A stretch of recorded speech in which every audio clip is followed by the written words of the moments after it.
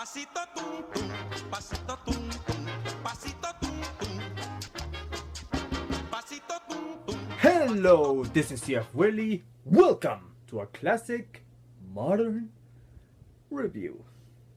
Stand by me. Stranger Things. What do they have in common? They bring forth the 80s nostalgia.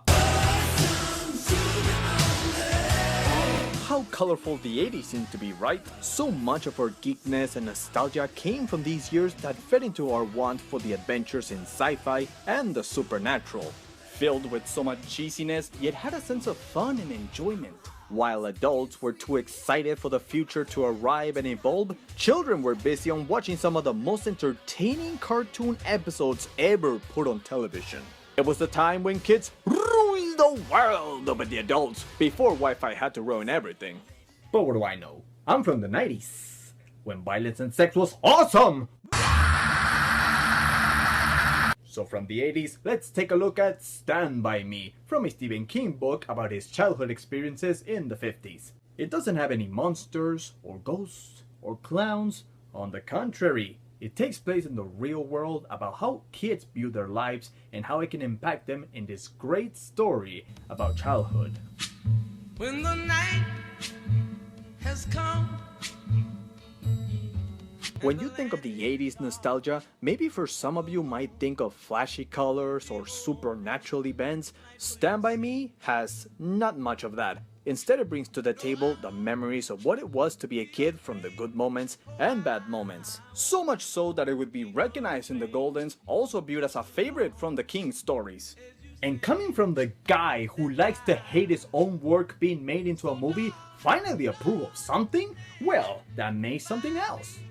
The story is narrated by Richard Dreyfuss from Jaws about 4 kids that travel to an adventure to find a dead body as they're followed by a bully played by Kiefer Sutherland.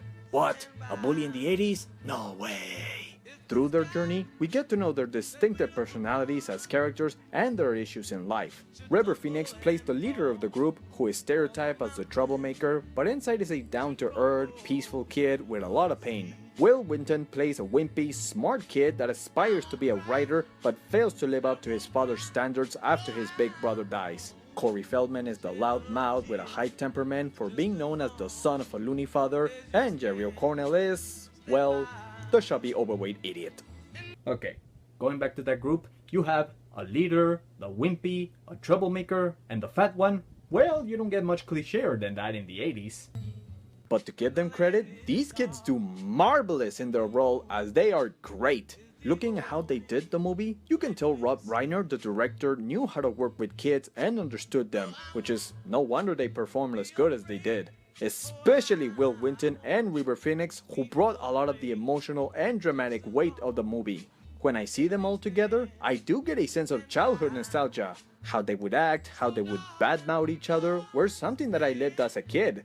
They could be funny, they could be whiny. Just simple gestures like flinching and getting hit was something we would still play as kids. Moments like them talking about their memories or what animal is Goofy from Disney was something that adults could feel nostalgic and kids could relate to. Today we can relate and identify with things that we grew up with, Pokemon or Marvel Universe. It makes us go back when everything was easy, but doesn't hide from the real tough life that many kids go through when growing up, especially in the 50s.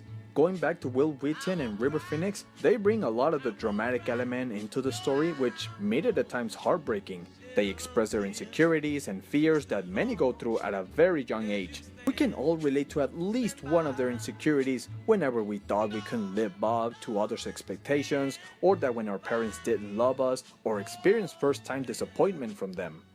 I mean, when I found out there was no Santa, boy, was I pissed. I hope none of you kids are watching this.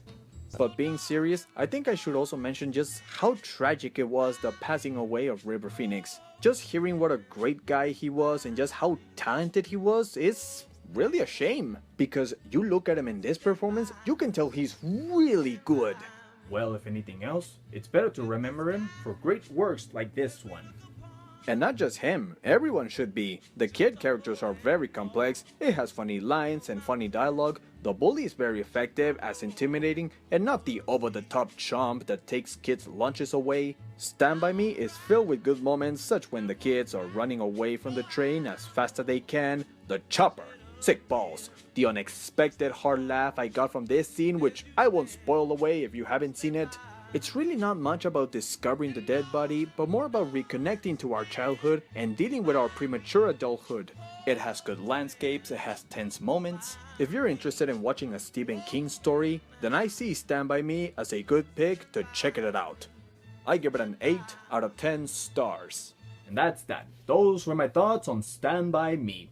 What do you thought on the movie? Did you like it? Did you not like it? I'd like to hear your thoughts on it. You can leave your comments down below, like, subscribe, and what would be some movies you would like me to review later?